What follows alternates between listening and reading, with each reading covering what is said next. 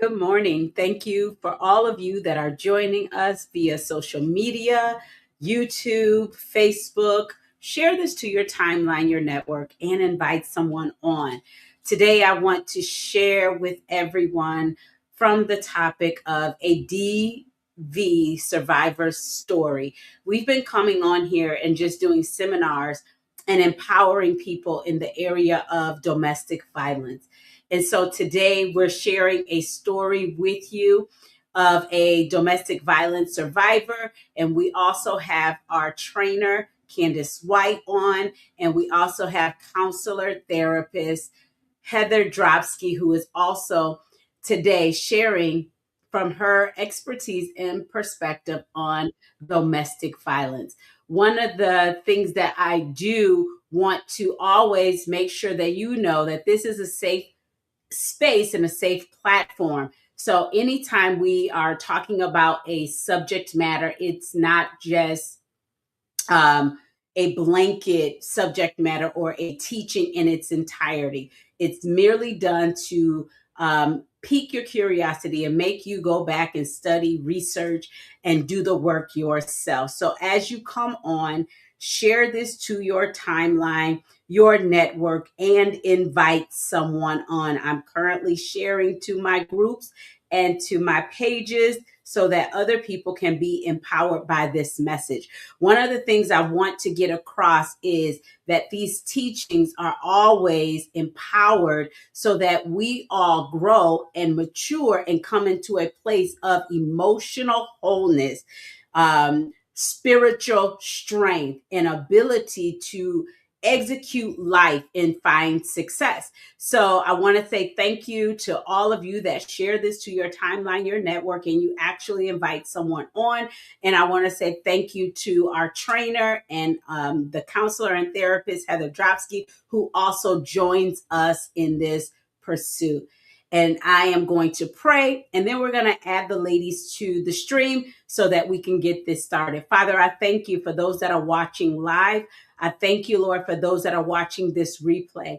I pray, Father, for growth, empowerment, enlightenment. I pray, Father, that any place where they are experiencing trauma or domestic violence or areas of abuse, that you would empower them and give them strategy and wisdom on how to move forward, and that you would bring emotional and physical healing and growth and unity in their lives and in the lives of their family members.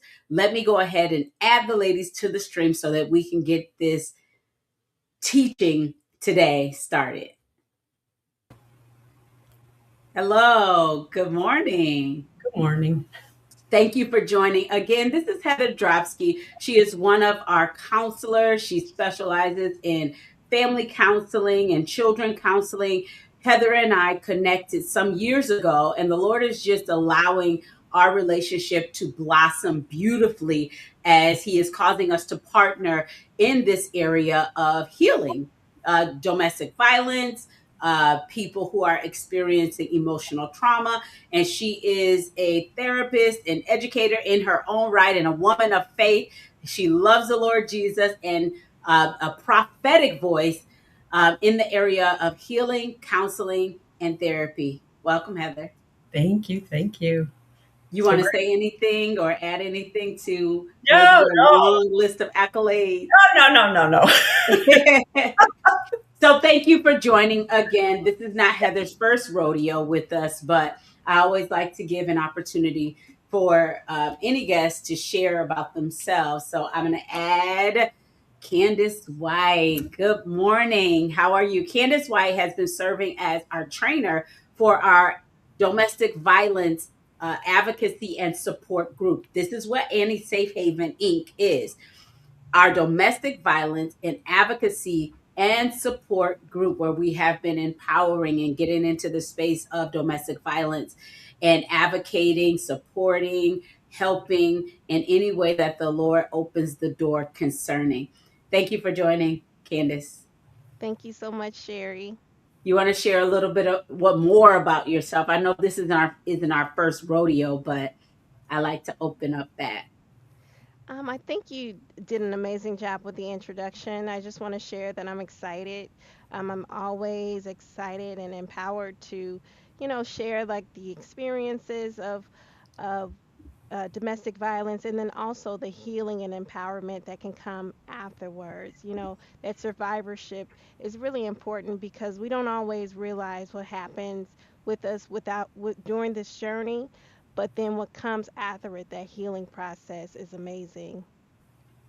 It truly is. And that's what I love to see. I love to see families and individuals on the other side, Hmm. walking with them through that healing, be it domestic violence, emotional trauma, physical trauma, any kind of trauma or brokenness that someone walks through. It is beauty being able to see that individual in their glory days where God starts restoring what the enemy tried to tear down. And in some form, I think the whole of humanity has experienced some sort of pain point.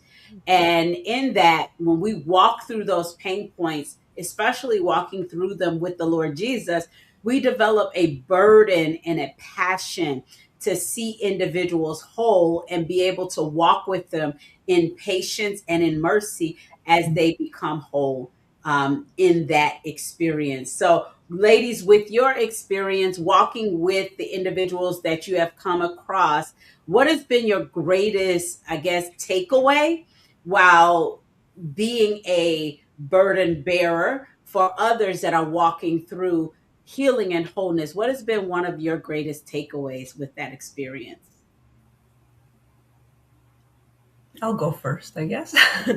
um, I guess one of the greatest takeaways is just seeing human resilience. Mm. Like people can go through such traumatic times and they can be healed. They can be completely healed, and they can not only be a survivor, but I like to call them they're a thriver. They're Yeah. thriving. You see them being better even than before the abuse took place. You see them being stronger. You see them being encouraging to others. So that's just so fulfilling to see that. Yeah. I agree. I agree. Seeing someone on the other side. I was um,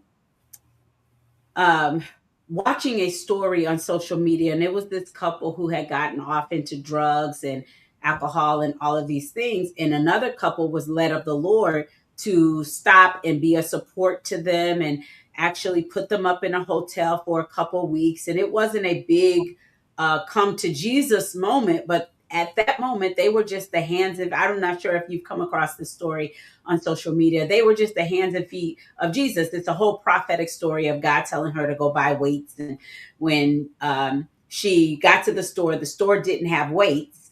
And they saw a couple on their way to the store, God telling her to go get weights.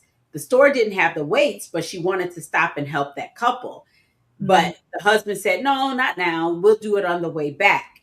And so on the way back, the couple was still there and they had a shopping cart. And inside the shopping cart were weights, mm, the same weights, like barbells that God told her to buy. The store didn't have, but they had it in their shopping cart. And so that was a sign for her that she was supposed to do and help. So they put them up in a hotel for a few weeks. They tried to stay connected with the couple, but the couple ended up losing their phone number. They lost contact, but years later, they made the connection again. And when they connected again, they found out their story of how their journey went after they connected with them. But they started doing what the couple did for them because they found the Lord Jesus and they got saved and started attending a church, and God just turned their lives around. And so I'm saying that to say sometimes we plant the seed, sometimes we water the seed, but it is God who gives the increase. And so that leads me today um, to wanting to add Julie to the stage. good morning. Julie is a good morning. Thank you for joining again. Julie is a survivor and she is here to share. so graciously agreed to share her story with those that may be watching, those that may be watching this live, those of you that may be watching this replay, or those of you that just maybe you're listening in and you need to hear a testimony from someone because you may have a family member who is walking through some sort of domestic situation where they're believing God for change and transition. I'm going to turn this over to Heather, who is going to give our trauma informed disclosure before we start. And then we're going to just dive into this teaching session / interview session that we're having today. Take it over. Okay. Yeah, so the disclosure basically is we're going to be talking about some possibly triggering topics for people who are either currently in an abusive situation, or even if you're no longer in the abusive situation. A lot of these topics can be very triggering. So I just say that disclosure just as a courtesy to people who are possibly triggered by the topics, because we're going to be talking about abuse and things of that nature. So, yeah. So Julie and we met back in 2016 when I was teaching a parenting class in the community. So it's a class for people going through divorce. It's mandated if you have children in Illinois that you take this course to complete your divorce. So that's where we met. And we started counseling right after we met. Julie was in the thick of things, so to speak, in the thick of a divorce and making that decision to exit.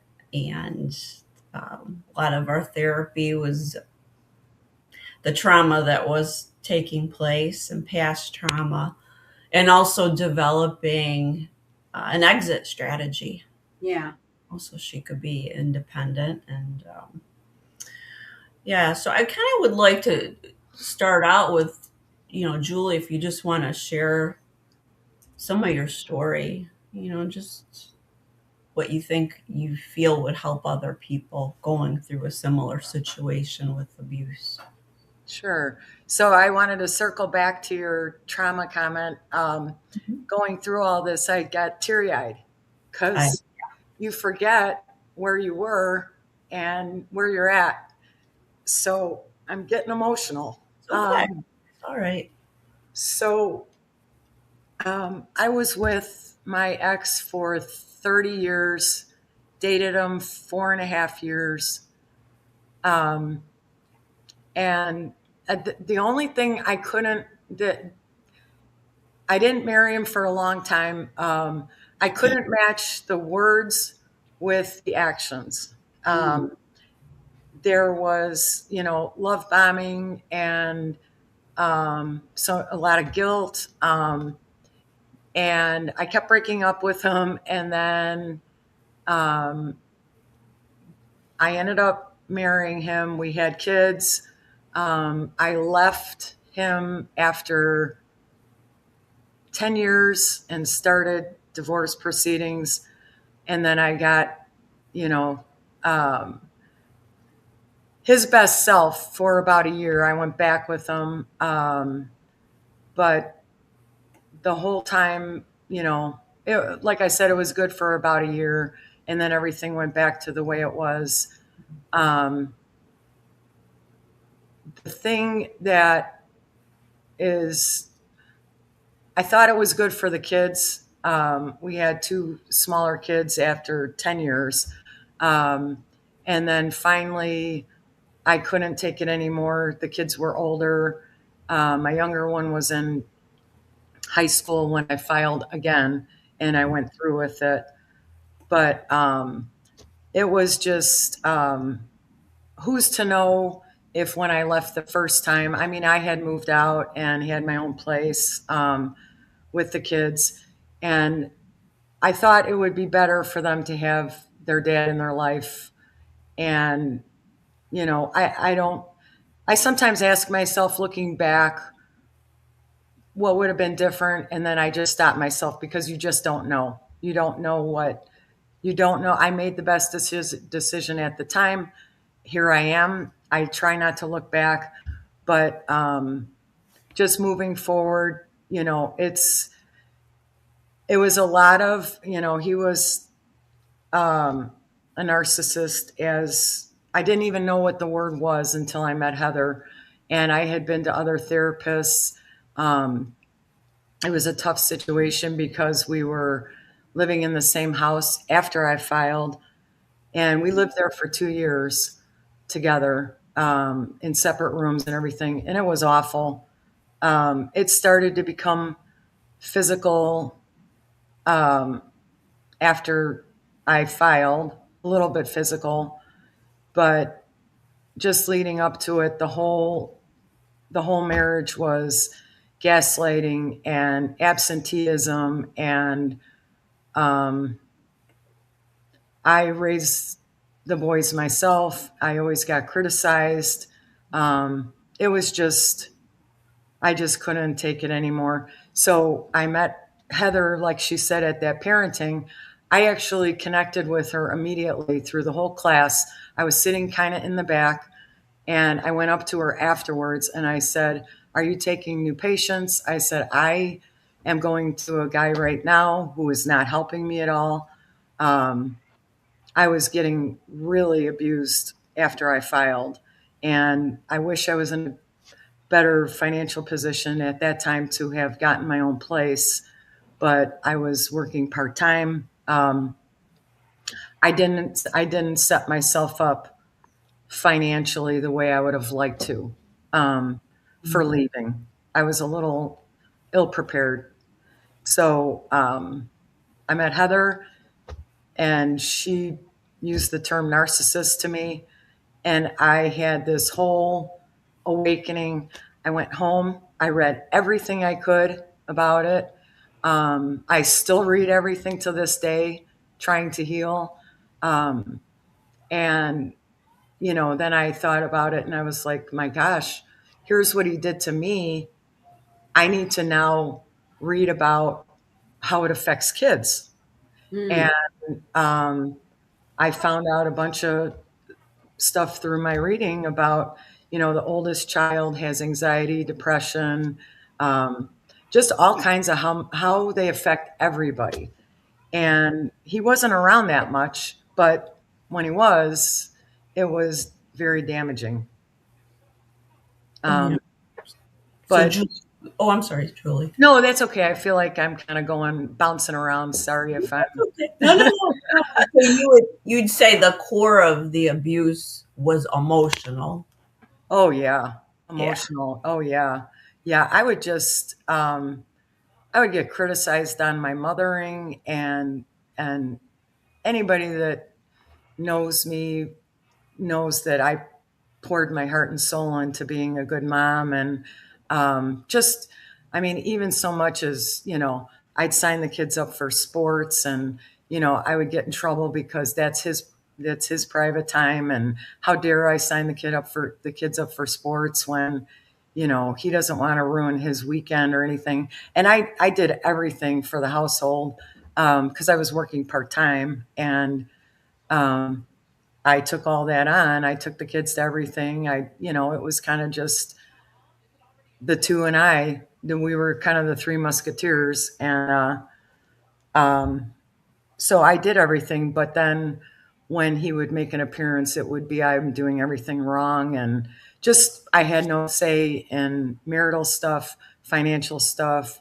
It was talk about feeling stripped of power. It was not a partnership. It was not where I was valued. My opinions were valued.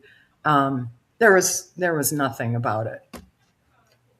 Julie, is there anything that you could share, like signs to look out for, to like if there's a woman or a man out there even, right? And Yes. they're listening to you this morning and they're like relating, it's resonating. Is there any like signs you could share to help people to look out for this type of emotional abuse?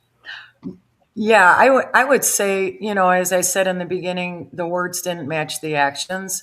So for me, that translated into my brain was telling me one thing and my stomach was telling me another one thing. Mm. I know women I have stronger intuition than men supposedly. But I knew in my gut that there was something not matching up and it was wrong. And um, that was and my intuition was screaming at me, that this was a bad deal and that this was trouble. Um and it took a lot to, like, my brain kept going, well, but he says this, he says he loves me and he says, that he's going to make me happy and blah blah blah, and I didn't listen to my gut, my intuition. Yeah. So a lot of times, the term gaslighting is where you question your own reality too. Everything. And Everything. there was a lot of gaslighting going on in there. Everything. Yes, everything was, I would just say, "Hey, you upset me with, I feel like this," and everything was spun back at me. I was crazy, I imagined it. And then you get to the point where you're like, at the beginning, I would be like, "Oh, did I misinterpret that? Maybe I didn't see that clearly." And then after, how many ever years, I was like, oh no, I'm not. I got to the point where finally I didn't think I was crazy, but it was so it's funny because I think one of the things he liked about me before, like when we first got together, was that I was independent, I was really strong. I kind of had a plan of, where I wanted to be in life and what I wanted to do. And then I just became like this shell that I didn't know what I was doing from day to day. I couldn't trust anything. And I turned into this person that I didn't even know who I was. Um, so um, it was a long divorce process, and it's been about 7 years since it's all been finalized. And I'm so grateful to have Heather, and I have an amazing support system, but it's still, I still have to reinvent myself, I guess, to what, because I had so many years of losing myself that I have to kind of stop and go, okay, look where you were. And it's okay that you don't know where you're going, but you're happier and you're healthier. And even though it's a struggle sometimes, because he also destroyed me financially, destroyed me, and in fact, pulverized me. So that has been a bit of a battle. Not that it's about that, but that has been really my only transitional issue, has been trying to, support myself. But as I said, I have a great support system, people helping me. Um, and we're working through that, aren't we, Heather? Yes, yes, we are. Yeah. Is there any advice or insight you could share with people as far as getting out of it and what steps to take, and like what's important to have in place? Say there's a person out there and they're hearing this and they're at the end of their rope, so to speak. Like, could Yes. you share anything that would be helpful? Yes. I unfortunately did a deal where it was the straw that broke the camel's back for me. He did something that I couldn't, I just couldn't believe it. And I ended up filing after the day after this happened. I went to the attorney and filed.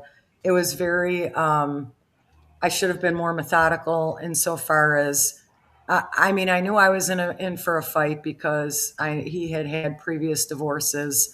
So I knew it was going to be a battle and a fight. which it was a 3-year battle. And I wished, people had told me, do a little bank account and put some money away every week. I didn't do that. He was hiding money from me, a lot of money from me. And I wished I would have, socked a little bit of money away. I wish I would have been more, okay, I'm going to file this day when I have this much. I wish I would have had another place to go because it was horrible. I was getting called all kinds of names in my face in front of the kids, and names that should never ever be spoken out of somebody's mouth, let alone in front of your kids. But I wished I had planned a little more to get out of it and had my own space with the kids and just set myself up financially a little better. And I was only working part-time for one of my kids was having some trouble and I needed to be around. So I was trying to be available for him, and which I wouldn't trade for the world, but that came back to bite me in court as well, that I was only working part-time and I should have been full-time and blah, blah, blah. So they used everything against me. And I keep getting dragged back still to this day. I tried 3 different attorneys, and his attorney is connected, and there was no way I was ever going to win anything. So I think I'm done. I don't have any ties. There's no maintenance. There's nothing. I walked out with nothing. And I just wished I would have set up a little bit instead of just doing it when I was mad and fed up. So I'm hearing you say like have a good solid plan if you can. I know some Yes. people are in especially physically abusive situations. There's not that time to set up that plan, or Correct. the gravity of the situation doesn't allow for the exit strategy plan. But I'm Correct. hearing you say if you do have that time to really start making that solid exit strategy. Oh yeah. Oh yeah. Because doing it when you're mad is, I mean, in the long run, it got me out. It got me to do it finally because I had so many times said I was going to leave, and that was another thing too. I think he didn't think I was ever going to do it because I think he thought I was scared to do it and got used to the money. I mean, I had, we had I had a great house. Could spend money when I wanted. I mean, so I think he thought I wouldn't want to leave that life. And doing it in anger was, I got out, but I just was ill prepared. And we were in the same house for 2 years while divorce proceedings were going on. And it did become a little physical. Yeah. In that time. And he had his own place, he had his own house, but he used to just come back to torment me. And I don't know, it was just not a good situation. So, and So it was disturbing for the kids too. sure, because they would see that interaction between you two. Yep.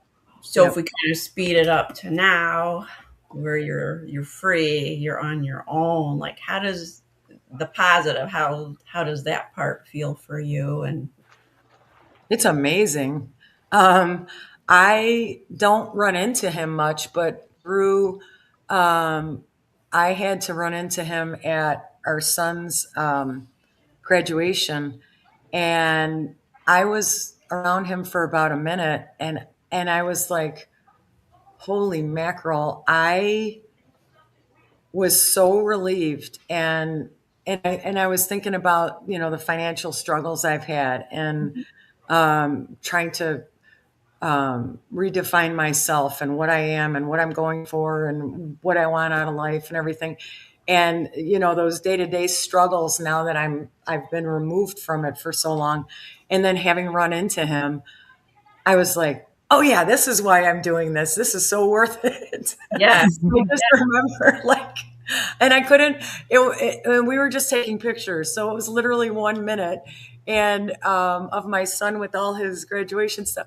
And I just couldn't wait to get away from him. I was just like, oh my gosh, I can't, and, and I have not ever said once, I wish I didn't leave that situation. Not one time. And it has been rough. It has been rough with, Yes. trying to do this all on my own. I bought my own home, which the wonderful support system I had helped me along. Um, Yes. but I own my own home, which is awesome. And I just, I'm working through some job things and redefining myself with that too, because I'm getting older and um, figuring out what's next for me. And that's exciting. I mean, I feel like I have nothing like having choices and in charge of your own destiny because you Yeah. are, when you're with somebody that's like I was, you are not in charge of your own destiny. You are always, and he used to tell me, I got to keep you guessing. I got to keep you off balance. He would literally say those words to me, and I would never know if I was coming or going. I didn't know. I just, it was so crazy to live like that for so long. And now I'm just like, okay, what do I want? What do I want? What's What important? does Julie want, right? And you have peace Yes. of mind, you have Yes. clarity, focus, all of that we've talked about in therapy sessions, Yes. progress. And, It's and it been, is, yeah, I'm sorry. the progress has been great. Yeah. And it's scary when you don't know, between being a mom and a wife of somebody like that, you know, you have this, it's a little scary trying to figure out what you're doing or what's next or whatever, but it's also really exciting. And just being in charge of your own destiny is just peace. There's just peace. There's Mhm. just peace. And yeah, I had a lot of health issues when I was with him. All that has subsided. I mean, I can't think of one thing I go, oh boy, I missed that. Yeah, it sounds like you won back your self autonomy to be able to make choices for yourself and not necessarily be controlled or manipulated. Can I ask you a question? Where did you find any faith in what you were experiencing? Did you find what strengthened you and gave you the power? What encouraged you to give you the power to even reach out to Heather? To make that connection? What grounded you while you were in? Because so many times, some people are walking through situations that they don't know how to find hope. So sometimes you can share your story to say, okay, well, I found hope in this, or I was led to this, or this was my experience. Can you share what that was like for you? I think it's a culmination of a lot of things. I'm very spiritual. Um, so I do pray a lot. When I met Heather, as I said, something about her during that parenting, the mandatory parenting class, Yeah. I just, I don't know. I totally connected with her. I loved her aura. I loved everything about what she was saying. And I had to go up to her afterwards. And I remember, I don't know, Heather, if it was my first session, but I remember I laid it on you pretty hard. I said, you need to help me stay alive. Yes. You need to I help Wow. me stay remember alive. that. I I felt do. like I was dying, and I just got chills because it's bringing it back up to me. Okay. I had to remain strong because I also had kids, and I couldn't explain what was going on behind. They saw a lot of what was going on, of course, and my one son just kept saying, we have to get you out of this house. We have to get you out of this house because he saw I was being abused. Right. So I felt bad for him. And I just had to, try to hold it together because I had kids that I knew I had to get to the other side and help them through with this whole transition, as well as helping myself through. That's good. Julie, can you answer this for me? I'm sorry. I'm listening to your story and it's sparking so many different things in my mind. So, Heather, don't, you know me. I constantly think so.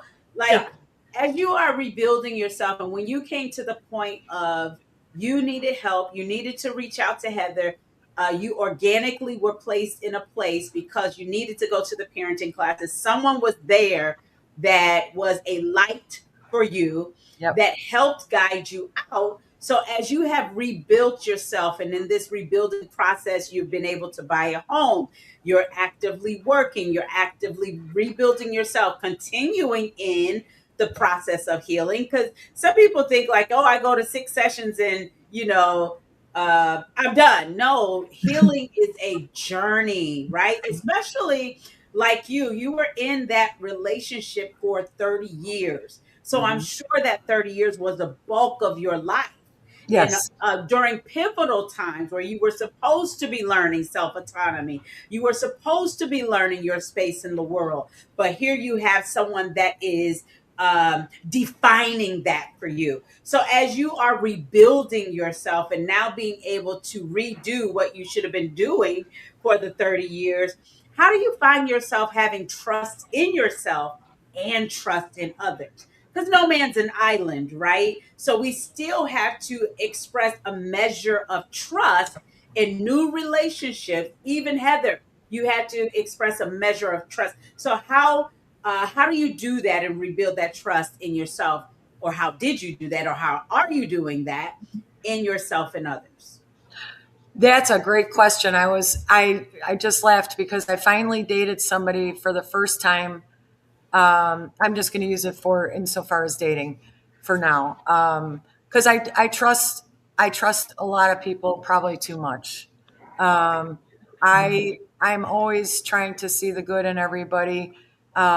People actually laugh at me because I'm always giving everybody the benefit of the doubt, and I don't seem, it's like they're always like, "You're so trusting," and I was like, I don't know, why would people want to be? But there are some icky people, and when I find that out, I remove myself. So, but it's interesting. I just dated for the first time, and it was a couple of years, and I I started. I got love bombed, and I was, it was almost a replay of what I went through. However, I didn't see that until later in the relationship. And everything seemed good, everything was going okay. And then I don't know, it was about at the 4 year mark, I said, uh oh. And I had a lot of other stuff going on, and I was like, oh, I can't really. Um, I had other battles that I was, financial, just work, figuring out work and what I'm doing. Um, and I was like, oh, I think I have to end this because I see a pattern here. And I think, Heather, you and I talked about, yeah, you got to silently quit that if you can't just break it off right now. Yeah. So yeah, anyway, so that was the first person I dated in all those years. And, and then I was laughing just the other day because I said, okay, I'm not making good men choices. So people are going to have to help me. So I definitely am not trusting with a romantic relationship of myself yet, because I feel like I did, maybe not to the full extent of my marriage, but I definitely saw signs with this person, and um, didn't catch it right away until I looked back and I went, oh, I almost made that same mistake. So, Wow, that's um, good. but I mean, so I'm proud of myself for ending it. And, Yeah. we didn't move in together. We didn't, which, yay. But yeah, so that was just a little interesting. So I do have a little, people are trying to set me up with people to date. I really am not. interested, I guess, because I I'm I'm in a new phase now again. And to your point, Sherry, the thing you said before, I'm going to say when I left the situation, when I finally we sold our house, went our separate ways. The divorce wasn't over yet, but all I can remember was this overwhelming sense of peace. And Hmm. I couldn't believe how I decompressed for probably a year. I mean, I remember going, oh, this is my house. And I had the kids here. They were older, but they were still living with me. And I just, but then I had the fight of the court. But I just remember sitting in my house being like, this is peace. This is peace. And that you need that time to decompress from that horrific situation. So you take the breath of the peace, and Sure. then that gives you strength to journey on and work through your next phase. But you got That's to get good. that getting out of that tumultuous situation is absolutely imperative for healing, in my opinion. Very good. Julie, being somebody who has survived a domestic violence situation, reinventing themselves, what would you like someone that's watching this, say a school teacher, a principal, a worker in human resources, anyone, a mom, a wife, somebody that's listening, from your experience, what do you wish people understood about those who walk through domestic violence situations such as yourself? It's not your fault. That's the first and foremost. I think, and it's on many levels because I would be like, how did you let yourself get into this? And then it was, how did you have children with this person? Like they don't have a choice to be born into this, and you chose that for them. And now look at what so there's a lot of guilt and self blame. And I had to Excellent. stop and, because I'm an analyzer and I I had to stop with that. It's not my fault that, I made the choice. I was also sold a bill of goods that wasn't true, right? You Yeah. know. So I thought I was getting into something different, and it was just a slow manipulation, and I was being told the whole time that I was being manipulated. He would come out and say that to me. And he would tell me that, that he's keeping me off balance and that he's manipulating me. And he would use all these words and tell me. And I would just be like, oh, whatever. So, do But you think, with that being said to you, you were somewhat of naive to the reality of what was being done? Not necessarily that you were shrugging it off or didn't think he was serious. Do you think, with that trusting heart that you had, that there was some naivety to really what was happening until it began to be overwhelming? yes, so because I knew he loved me more than anything, I knew it was going to be okay, or I thought it was going to be okay. But I did, yes, it was the trusting of him that I thought, well, he would not hurt me intentionally. So they were kind of, I guess, just words. Until then, I started to finally pick up on patterns and see, boy, I That's can't even, good. it's, yeah, And it yeah. goes with that saying, when people show you who they are, believe them, right? Mm. Sometimes it takes time to really understand the character of someone.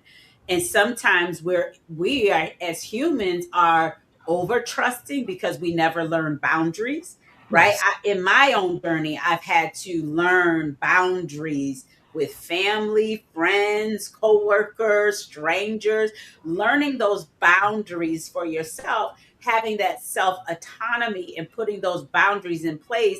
And you said a key word, Julie. You said without guilt, right? Hmm. Hmm. So, Candace, you want to jump in there and add something or share or ask a question? Yes, yes. I have a few questions for Julie. So we talk about so much as far as redefining what your life looks like today, and Mhm. especially when you're in an abusive relationship, so many things are defined for you. So many things are being placed on you. You have so many different roles as a wife, as a mother, and then also when you're in an abusive relationship, sometimes your power is being taken away from you, and so Yes. that can affect your self confidence, that can affect the way you look at things, the way that you even view your reality. So, what does Julie look like today? The strengthened, the empowered, the encouraged, the Julie that's went through that journey. What does Julie look like today? I that is a work in progress. And I I mean, I just talked to Heather recently, and I was like, "Hey, I'm looking for a new job." You know, I um, I'm getting a little older. I think I'm, not getting hits on my resume because, I'm getting older, and I had dates on the resume, and we were going through this whole thing, and we were brainstorming, like what's important to me, what I want to do. I mean, I have a very clear vision of, I would love to volunteer. I've gotten super into dog rescue, which I never would have done if I was with my ex. Never, ever. Um, and I'm super into dog rescue. I'm fostering. I have two I adopted. I try to find fosters for the rescue. And I would love to. I'm trying to get back to working with children somehow. Heather and I talked about that in some capacity. And oh my gosh, I want to volunteer. Like I have all these volunteer things that I'm finding as, and I would have never, ever gone this path had I been with him. And it really is a work in progress. But oh my gosh, it's so freeing to just be able to um, decide for yourself, because that's Yeah. one thing you don't get to do when you're in that situation, is you really don't get to decide anything. So you're just you're you know is how I like what I don't even know how to describe it, but that's how I felt most of the time. And this is not that everything, as I said, not that everything is clear cut for me. um, and it's not like, oh, I'm doing this, this, and this. Everything is a journey, work in progress, right, Heather? I mean, we come Yeah. up with some crazy stuff, but I was like, oh, I like it. I like it. So, yeah. Yeah, we were brainstorm last session. We were brainstorming together, and I said, if you're not getting hits on your job application, make a job for yourself. Hmm. Hmm. You Yeah. know, I Yep. mean, what skills do you have? That you can put into the marketplace and just create your own little business of sorts. Yep. Yep. Absolutely. Yeah. Because And I have, I have a lot of different education. I have a lot of different um, hobbies that, and she's like, hey, you're passionate about this, and, you want to work with kids. And I was like, yeah, I like it. I would have never thought of it if we hadn't done the brainstorming. Yeah. But it's, the bottom line is it's exciting for me to do this with her and brainstorm and come up with things. She's tricky because she gets me to think about things that, like, I'll blurt out something and I'm like, wow, I never even thought about that before. But somehow you highlighted something in my brain that made that come out. I would have never thought of some of this. So I think, having somebody help guide you, a life coach slash therapist, um, and use your support system. Like I said, I have a wonderful support system. um, and my kids are wonderful human beings that are my best friends now. um, and they're awesome, and they've made it through. My one son is having a little trouble still, but overall they're doing great. And be excited about not knowing too. Be excited about the not knowing. You don't have to have a direct path. So it's exciting for me anyway. Thank you. Thank you for sharing that, Julie. And I have one more question to ask you. You shared your story and you shared that you're able to see like different red flags about your relationship in the past and then going into new relationships and things like that. Do you feel like you're encouraged enough or through your healing journey to be an advocate for someone else? Maybe a sister, a brother, a family member, someone at church, or wherever. Do you feel like you can be an advocate to help someone through a situation if they're going through something like you went through? Oh yeah, sure, sure. And I have a very dear friend that's going through something, and it's hard to know where to push and where to not push, and when to say something and when to not say something, because the decision hasn't been made. Mm, So I try not to judge. I try to use I statements where, oh, I couldn't get past that, so I had to go. Or, I mean, I would love to help somebody. If anybody ever had any questions, um, I just have a little hard time with how far to push with my friend that's going through something, and I don't know how. I know it's hard for some people um, to leave a situation because the unknown can be scary, and it was for me. But I did have enough trust and faith in myself and my support system and Heather that I knew I was going to be okay and good and better on the other side. So I would love to help encourage somebody, to really get that strength up and know that they can do it. Because if you endured whatever you're going through for that long, imagine the beauty of your life without having that in it. So you've gone through the hard part, in my opinion. That was so beautifully spoken. You Thank know, Yes, you. thank you've you. gone through the hard part. Yeah, that was the worst part. That's That the was worst. Yeah, this Yeah. stuff that I'm going through for the financial drama of, because I've been dragged back to court. I've spent 100,000 in legal fees, and it's very difficult when I walked out with nothing. It's very difficult to recoup that. So I'm in, financial drama a lot, and I'm working through it. And I have to, fight every day to figure out how I'm going to get through the day with what I have. Um, but not for a minute do I say, I wish something was different, or I wish I was back in that, and I know I'm going to get, just like the other, I know I'm going to get through this too. And, I'm scrappy. I'm smart enough. I will get through this, and I have good help. And, I feel like this part of it is just semantics. Like, what you've been through is definitely the hardest part. This is just like, okay, I got to take care of this. Whereas the other is, I got to save myself. That's Mm, good. Yeah. that was so well spoken. You No, know, thanks. that I feel was like I'm babbling a little. I'm sorry. I'm super no. I'm super passionate about this, and I'm kind of all over, but there's a lot of, I'm like, my eyes are just tearing a little bit up here because I sometimes forget about what I've been through. So, yeah.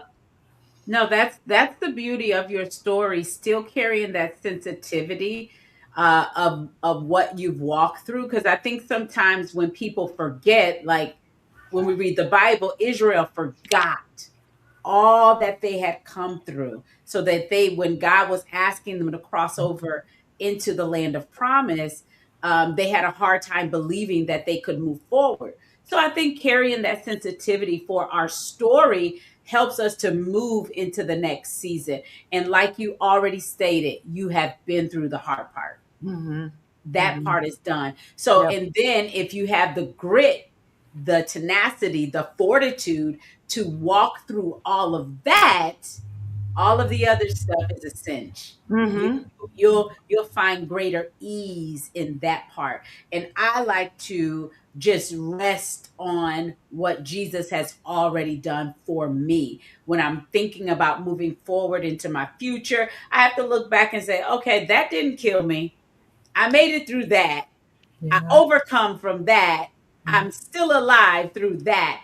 I Yeah. can do what is ahead of me. And so I just want to empower you with that, that Mm-hmm. your future is much brighter than the past, that everything that you've overcome was only a revelation of how strong you are. The Bible says this, that in the day of adversity, if we faint, our strength is small. If you've already been through all of what you've been through, all the adversity, all of the trauma, all of those things, and you did not break, that means you have a strong frame that God can rebuild and bring you into the future. All you have to do is keep hope alive. Mm-hmm. Keep hope alive. Agreed.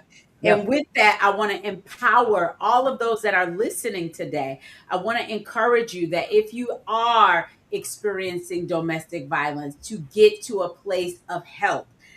Find someone just like Julie found Heather and connected with her, and Heather was a guiding light out of darkness. Find someone. Call the National Domestic Center hotline. We've posted that in the chat.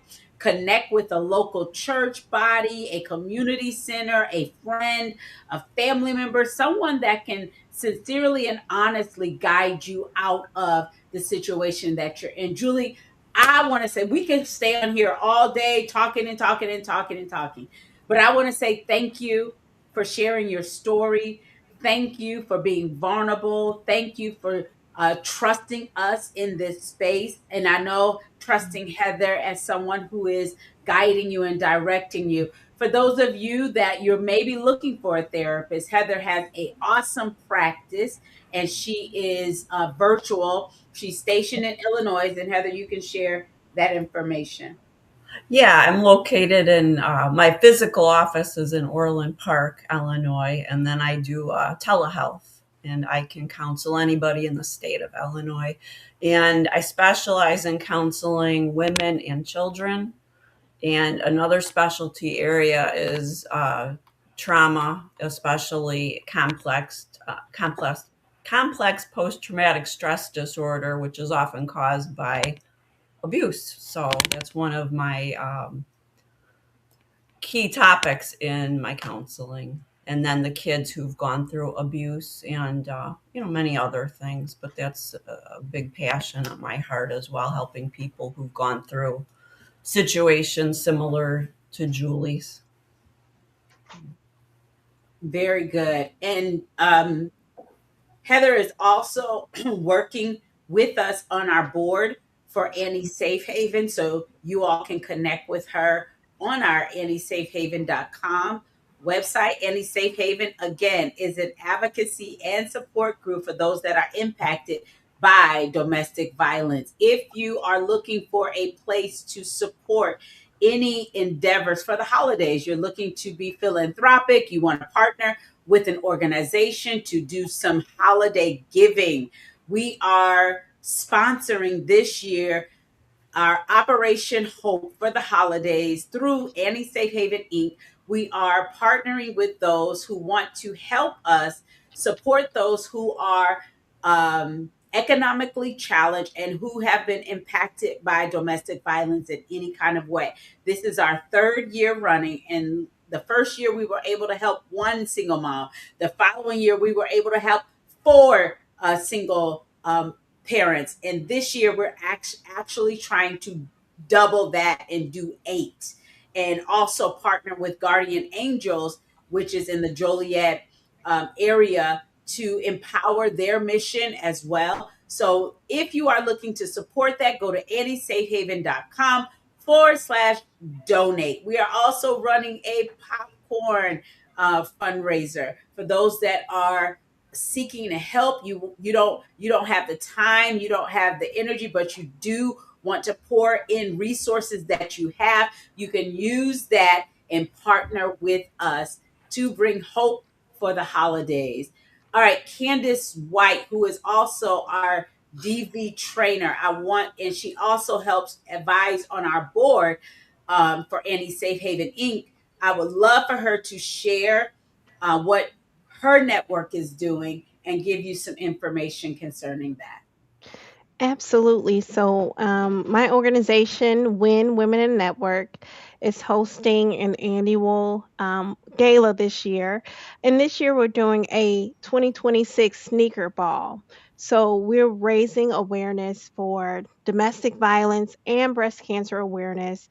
We do it in a fun, exciting environment so that there's no judgment, there's no stigma. It's a night of survivorship. People share their stories and have a good time. So I'd love to invite you to our annual sneaker ball, October 18th from 4 to 8. If you're available, if you'd love to attend, I can also send Sherry that information and send that out to you all. But I love for everyone to be involved with that because, again, it's information and resources available if you know someone who's experiencing domestic violence or breast cancer. But if not, you can always share that information with someone you do know that is experiencing that. Thank you again, Julie. This has been an awesome time. We don't take it lightly, you coming on this platform and sharing with us. I definitely want to follow up with you, and I'm going to be talking with Heather about some things that we can possibly do to help you in your journey as you are moving Oh, forward. Um, thank you. uh, you definitely have a story of hope, resilience, and joy, right? We don't oftentimes find the joy in surviving difficult situations and being able to say on the other side, I'm still here. Mhm. And that's the beauty of your story. I want to say thank you so much for the thousandth time saying it, for coming on and being vulnerable and sharing your story with those that need to know that it is possible to overcome and still have a smile on your face. Is there anything that you would like to share? We can allow you to have those last words and before we get out of here. No, I hope people find strength and find a good support system. And I'm so thankful for Heather and helping me through. And thank you so much for allowing me to share. It is healing for me to talk about it. And not that I forget where I was, but sometimes, I get caught up in day to day stuff. And I think what is that? Your self protection mode kicks in, and it kind of, your brain tells yourself to move forward and don't think about it, and to help you heal. And talking about it today, I'm just teary eyed, and it's just joyful. It's just joyful. So joyful tears. Yay. Thank you guys. Thank you for Candace as our trainer and a part of our board. And thank you, Heather, for joining us as a therapist and counselor and a part of our board. Thank you for those of you that are watching in and you've actually shared this live stream, or someone that needs to know the story of Julie and they want to know that it is possible to overcome. She's out, she purchased her own home, she's expressing self autonomy. She's in that healing journey with her therapist. I think Julie is doing a wonderful job and she is moving forward and she is expressing that healing and wholeness that her story deserves. Thank you, everybody, for joining us. I want to say a quick prayer for those that may be listening in. Father, we thank you for your grace, your mercy, your favor, your kindness. Lord, even as you have given us this space and are empowering us, I pray, God, for those that are watching, that they will be empowered to ask you for strategy, ask you for wisdom, and experience breakthrough, experience healing, experience wholeness because of the things that they've walked through. And we just bless you, Father, and we just ask that you provide grace, resources, light, and illumination for those that are walking in darkness. In Jesus' name, amen. Amen.